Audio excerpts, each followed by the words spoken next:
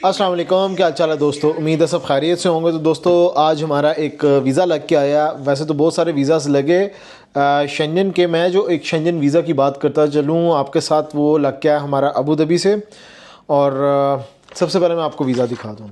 ये वीज़ा लग के आया, मैंने इंस्टाग्राम पे भी अपलोड किया, लेकिन इस भाई के साथ अभी वीडियो इसलिए नहीं बन सकी है क्योंकि मैं अभी ख़ुद अबू धाबी में चक्कर नहीं लगा। तो जब चक्कर लगेगा भाई के साथ मैं तब वीडियो भी बनाऊंगा। 22/11/2024 से लेके 22/12/2024 तक ये वीज़ा वैलिड है। और 15 दिन का सिंगल एंट्री वीज़ा इशू है, नेदरलैंड्स का वीज़ा इशू है। और देखें दोस्तों, मैंने आपको पहले भी बताया कि अगर आपकी ट्रैवल हिस्ट्री हो नहीं हो फ़र्क नहीं पड़ता इस चीज़ से। फ़र्क इस चीज़ से पड़ता कि आपने वीज़ा अप्लाई करें और मोटिवेट रहें।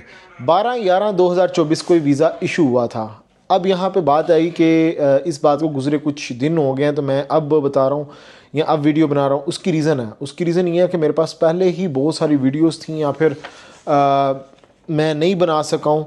अब जैसे कि मैं अब ये दिखाता चलूँ, ये भी वीज़ास लग के आए हुए हैं जापान के, इसके ऊपर अलग से मैं वीडियो बनाऊँगा।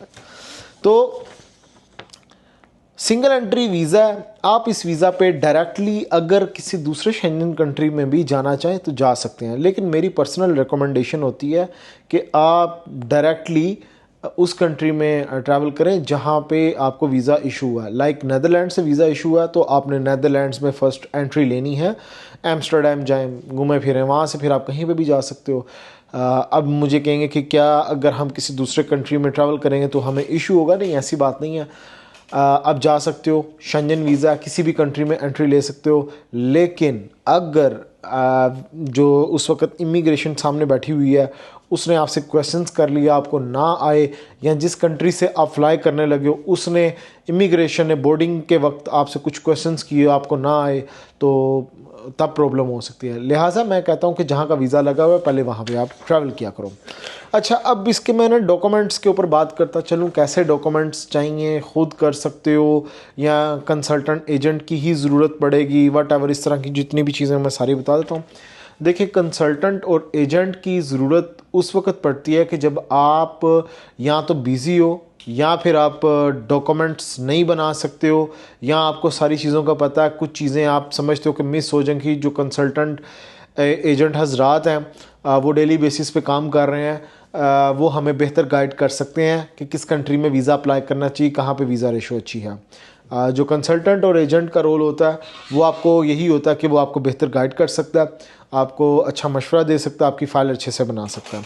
और डॉक्यूमेंट्स जो रह गए इसके बनाने वाले, उनमें क्या होता है, जो नेदरलैंड्स के लिए होता है वो 6 महीने की बैंक स्टेटमेंट चाहिए होती है। क्लोजिंग बैलेंस आपके अकाउंट में होना चाहिए कम से कम 15 से 20 हज़ार दरम। उसके बाद दोस्तों आप वीज़ा अप्लाई कर सकते हो इसका, नेदरलैंड्स का। तो इसके लिए passport copy, visa copy, Emirates ID copy, picture, NOC, last 6 month की बैंक स्टेटमेंट, ये चीज़ें होनी चाहिए। ये चीज़ें हों अब आसानी इसका शेंजन वीज़ा नेदरलैंड्स का ले सकते हैं। दूसरी चीज़ क्या, दूसरी चीज़ के अंदर कि आपने अपॉइंटमेंट लेनी है, वीएफएस जाना, फिंगरप्रिंट्स देने हैं। अगर आपकी रिफ्यूज़ल्स भी लगी हों तब भी आप वीज़ा अप्लाई कर सकते हो। मेरी रिकमेंडेशन होती है कि ऐसे कंट्री का इंतखाब किया जाए जिसकी वीज़ा रेशो अच्छी है, या फिर जो कंट्री प्रमोट करता है टूरिज़म को। आप अगर इंतखाब कर लें डेनमार्क, नॉर्वे, फ़िनलैंड और इस तरह की कंट्रीज़ का जब इंतखाब करेंगे तो वो आपको वहाँ से लितर परेड ही होगी आपकी, तो वो आपको रिफ्यूज़ ही करेंगे अगर आपके पहले वीज़ा नहीं लगे हुए। अगर वीज़ास लगे हुए हैं दैन आप कहीं से भी वीज़ा ले सकते हो। हाँ, अगर फ्रेश हो, लाइक ये भाई हैं जैसे इन्होंने वीज़े अप्लाई करना है, या फिर कोई मेरे क्लाइंट्स हैं फ्रेश पासपोर्ट पे अप्लाई करने लगे हैं, तो मेरी रिकमेंडेशन होती है नेदरलैंड हो गया, फ्रांस हो गया, जर्मनी हो गया, चेक रिपब्लिक हो गया, इटली हो गया। ये top of the list countries हैं। बाकी 2 कंट्रीज़ के और नाम लूँगा, like Italia and Spain. No doubt हमारे बहुत सारे वीज़ास लग के आए इन कंट्रीज़ के, लेकिन मैं अपनी रिकमेंडेशन के अंदर, पर्सनल रिकमेंडेशन के अंदर इन कंट्रीज़ को टॉप ऑफ द लिस्ट नहीं रखता हूँ। बल्गारिया का भी लग के आए हमारे वीज़ास। तो top of the list 4 countries like चेक रिपब्लिक, ये नेदरलैंड्स, फ्रांस, जर्मनी, ये 4 top of the list countries हैं। इनमें वीज़ा अप्लाई करें, इंशाल्लाह वीज़ा लगेंगे। तो गाइज़ ये वीज़ा देखना है इंस्टाग्राम पे आप जाकर देख सकते हो। नेक्स्ट वीडियो मिलूंगा नए टॉपिक पे। ख्याल रखें अपना, टेक केयर, अल्लाह हाफिज़।